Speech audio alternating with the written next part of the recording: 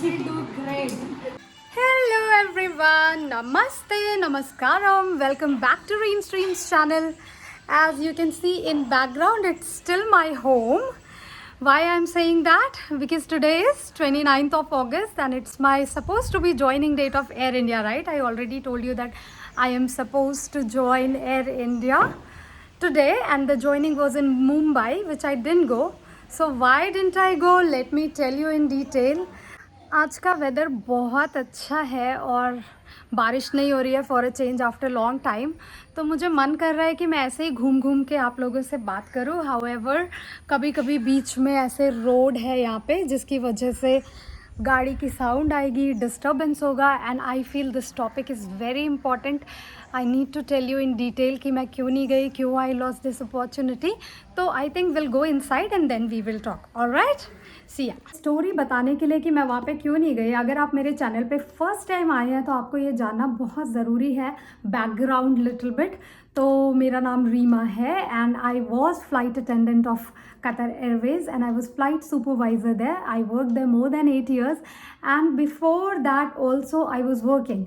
So it means it's been almost 12 years of experience in aviation line. And after that I resigned from Qatar Airways क्योंकि मेरे को मेरा baby plan करना था. And luckily fortunately I have Tanishq. Most of you know him. He is 10 months old now. So now I'm looking forward to rejoin and join somewhere where I belong. I really love flying. I really enjoy that profession. तो मैंने सोचा कि क्यों ना join back किया जाए. लेकिन अब आते हैं एयर इंडिया के इंटरव्यू पे. तो most of the time guys about my personal nature, starting से अगर आप मुझे फॉलो कर रहे हैं तो आप ये जानते होंगे, इफ़ आई डिसाइड समथिंग कि मुझे ये चाहिए लाइफ में, मैं उसके पीछे पड़ जाती हूँ until and unless I do not get it. That is in my nature.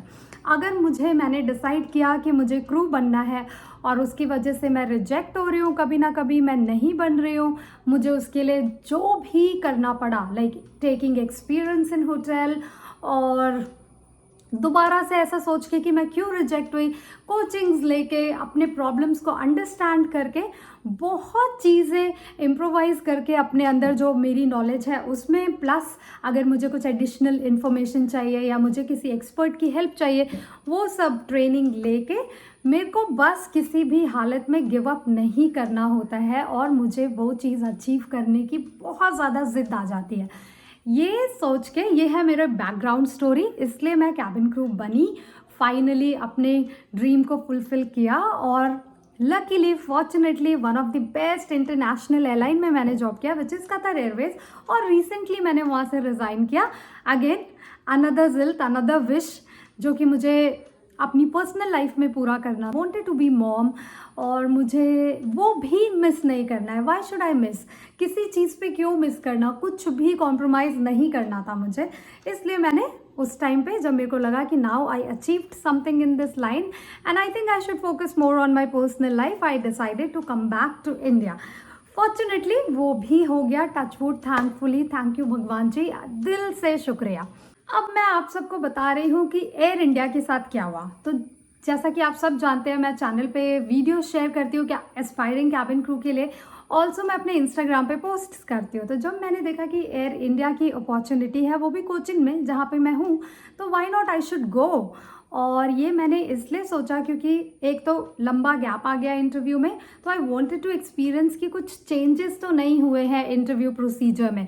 क्योंकि मैं after all I am representing a channel जो कि कैबिन क्रू से रिलेटेड वीडियो बना रहे हैं, तो मैं कुछ भी रॉन्ग इन्फॉर्मेशन अपने सब्सक्राइबर्स तक नहीं पहुंचाना चाहती थी on the basis of 10 years ago.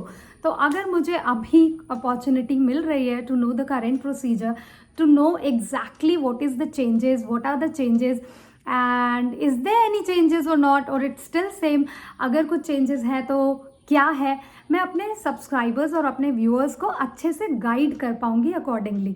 तो ये सोच के मैं इंटरव्यू में गई थी. ये तो है पार्ट 1. वहाँ पे जाके ऑफकोर्स मेरा सिलेक्शन हो गया. ऑफकोर्स मैं इसलिए बोल रही हूँ बिकॉज इतना सारा एक्सपीरियंस के बाद, और I am one of the candidate जिसको वो मिस आउट नहीं कर सकते and I am proud to say that. तो वो ऑफकोर्स मेरा सिलेक्शन होना ही था और मेरा सिलेक्शन हो गया. तो अब क्या हुआ कि मैंने आपके साथ इन्फॉर्मेशन शेयर किया, जो कि बहुत सारे पीछे मैंने एयर इंडिया के वीडियोस बनाए हैं और वो एग्जैक्टली फैक्ट वीडियो है, किसी से देख के नहीं है, वो मैंने खुद जाके एक्सपीरियंस करके बनाया है।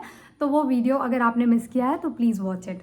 अदर देन दैट, ऑफकोर्स जब आपको एक ऑफर लेटर आ जाता है, and right now I am not working, जो कि प्रॉपर जॉब नहीं है, I am working on my YouTube channel and I am working on some projects here and there, but specifically 9 to 6 job, ऐसा कुछ full time job मैं कर नहीं रही हूँ, because I am a mother and वो भी एक बहुत बड़ी रिस्पॉन्सिबिलिटी है। I am raising future of this country, so I do not want to ignore that.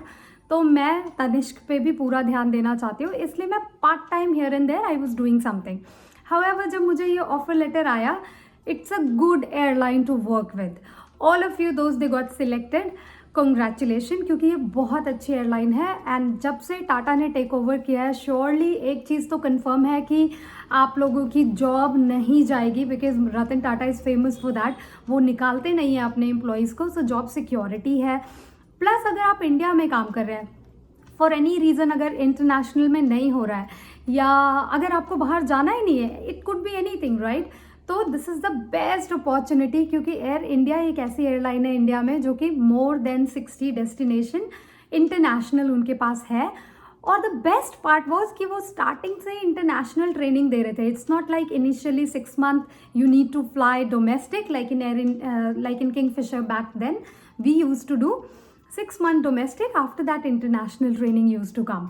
तो लेकिन यहाँ पे वैसा कुछ नहीं है, they are already training us on Boeing and 787, 777 and 787 as well as Airbus. तो ये बहुत ही अच्छी अपॉर्चुनिटी थी। तो थोड़ा सा मुझे ऐसा लालच सा आया था कि क्यों नहीं, एनीवेज मैं इंडिया में हूँ और अभी I am not looking forward to go, तो ज्वाइन कर लूँ क्या, ऐसा डाउट आ सकता है, right, once you get the offer letter and you feel कि क्या बुराई है अगर मैं ज्वाइन कर लूँ। तो मैंने भी ऐसा सोचा कि आई थिंक मुझे ज्वाइन करना चाहिए, और मैंने मेडिकल प्रोसीजर और सारी चीज़ें फुलफिल की, जो कि एक तरह से मुझे नॉलेज भी मिली, जिसकी वजह से मैंने बाकी के भी मेडिकल वीडियो भी बनाया और बहुत कुछ बनाया है। लेकिन जब 29 जैसे जैसे क्लोज आ रहा था गाइज, समवेयर एक तरह से कहीं ना कहीं मैं हैप्पी नहीं थी, बिकॉज फाइनल राउंड में when they asked me do you have anything to ask, मैंने उनसे पूछा था आपके पास क्या फास्ट ट्रैक फैसिलिटी है, like being Qatar Airways flight supervisor, I think I deserve that much that I will be promoted fastly, like in Kingfisher also, in Qatar Airways when I was ex-crew of Kingfisher, they also promoted us faster. So imagine being international airline, if they value Indian cabin crew who is experienced in India, not even international that time, so why not Air India is doing that? I just cross-checked with them, do you have such facility? Like after looking at my resume, as you can see that I am working and I worked for so many international airline, and I think I deserve it. But they said that unfortunately they do not have any such facility, and to get promoted it takes really longer so far. और उन्होंने ये भी बोला साथ में कि जैसा कि एयर इंडिया के प्रीवियस एम्प्लॉयज़ जो कि पहले गवर्नमेंट एयरलाइन थी, वो ऑलरेडी वेटिंग में है, तो प्रमोशन विल टेक लॉन्गर। तो साथ में उन्होंने मुझे बहुत क्लियर कर दिया विदाउट एनी डाउट कि मैं अगर कैबिन क्रू ज्वाइन करूँगी तो I am gonna be cabin crew for quite long time. बता भी नहीं सकते कि कितने देर, क्योंकि ऑलरेडी सीनियर क्रू प्रमोशंस की वेट कर रहे हैं। तो मुझे कहीं ना कहीं वो पॉइंट उसी दिन मैंने डिसाइड कर लिया था कि नहीं, मैं ज्वाइन नहीं करूँगी। लेकिन फिर भी मैं सोच रही थी घर आके 1-2 बार, जब मैंने सब कुछ इवैल्यूएट किया, सोचा, मुझे ऐसा लगा कि समवेयर जैसे जैसे डेट क्लोज आ रही थी, और वैसे भी पहले भी कोई भी, जैसे मैंने मम्मी को बताया तो वो भी ज़्यादा खुश नहीं, पापा भी ज़्यादा खुश नहीं। Like initially when I used to tell them, they were happy. My husband was also not that happy because they felt कि मुझे I deserve more. Similarly, like उनको जैसे फीलिंग आई कि तुम्हारा इतना experience and you have been somewhere जो कि तुमने ऑलरेडी इससे ऊपर अचीव किया हुआ हो, तो पेरेंट्स को ऐसा लगता है कि तुम अब नीचे क्यों जा रहे हो, वाई, अगर तुम्हें शुरुआत ही करनी है दोबारा, तो जो तुमने ऑलरेडी अचीव कर लिया उससे ऊपर जाओ ना, नीचे क्यों। ये उनका भी डाउट था, लेकिन कोई भी मुझे कुछ बोल नहीं रहा था। They were happy because they thought that I want to join. लेकिन अंदर से टू बी ऑनेस्ट मैं भी खुश नहीं थी। मुझे ऐसा लग रहा था कि मैं अपने आप को प्रमोट करने के बजाय डिमोट कर रही हूँ, और it's a demotion for me. अगर it's a great opportunity for all of you जो कि first airline as Air India start करें. In fact not even first airline, अगर आप इंडिगो में है और स्पाइस जेट में है and you are willing to move after 2-3 year, it's a great opportunity. लेकिन for me at present situation, after so much experience, that too from international airline and starting in Air India all over again, जहाँ पे मैं 10 साल पहले थी, तो जो चीज़ मैंने 10 साल पहले अचीव कर ली है उस पर दोबारा से क्यों जाना, when I can do something much bigger than this, and I know my potential, I have my goal and I will achieve it, I know it, as I told कि मेरी एक ज़िद होती है कि मुझे वहाँ तक पहुँचना ही है. तो somewhere एक वो फीलिंग नहीं आ रही थी मुझे ऑल दिस 20 डेज. जब से मेरे पास ऑफर लेटर है, मैं यही सोच रही थी कि क्या एम आई वर्थ इट. तो वो जब तक वो फीलिंग नहीं आती ना मुझे कि आई थिंक आई वर्थ मोर, और अंदर से वो ईगो जब तक सेटिस्फाई नहीं हो रहा, it's no point joining anywhere, no point living at that place also. अगर आपको ये पर्सनल लाइफ में भी हो सकता है, अगर आपको लगता है you deserve more, you worth more, और आपको वो नहीं मिला है, तो I think we all deserve to try at least rather than just settling for less. I do not believe in settling for less anywhere in my life and so far touchwood I am not doing that, and भगवान की कृपा से शायद मैं आगे भी कभी वो ना करूं.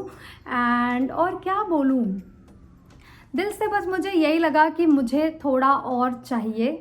अगर उन्होंने मुझे फास्ट ट्रैक भी दिया होता तो फिर भी मैं सोचती, लेकिन वो भी नहीं है. तो फिर मैं क्यों जा रही हूँ, मैं अपने आप को 10 साल पहले वाली रीमा क्यों बना रही हूँ जो कि मैं ऑलरेडी अचीव करके आ चुकी हूँ. तो I think I have something else in future which is coming and which is my calling, where I will feel worth and where I will feel good that okay, I achieved, I moved in my personal life as well as in my professional life, rather than thinking like personal life mein to I moved on but professionally I downgraded myself. Again, reminder, I'm not saying Air India is bad, but currently for my experience it was not suitable for my experience. That's it. Again, I'm reminding every time, do not take me wrong. तो मुझे एक ऐसा लगा कि मैं यहाँ से ज़्यादा डिज़र्व करती हूँ, and I think I can do better in my life with so much experience. So ये एक जो फीलिंग होती है ना, अगर वो फुली ना आए तो क्या होगा, अगर मैं ज्वाइन भी कर लूँगी तो मैं या तो कंपेयर करती रहूँगी अपनी previous life with this new life. I will be comparing whole time with service, that which kind of service we are offering. Also at the same time I was supervisor and I don't know how Air India supervisors are. Maybe I will not be able to take that.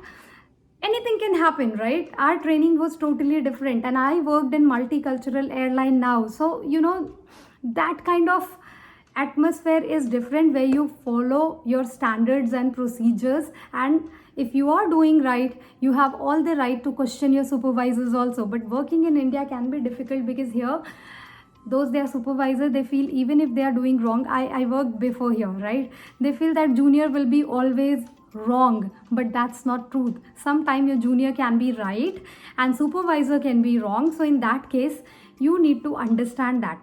तो मुझे लग रहा था कि somehow I will not be able to adjust with this thing, and I think best for me right now will be to give up on that and look for something which I truly deserve and I feel worth. Thank you.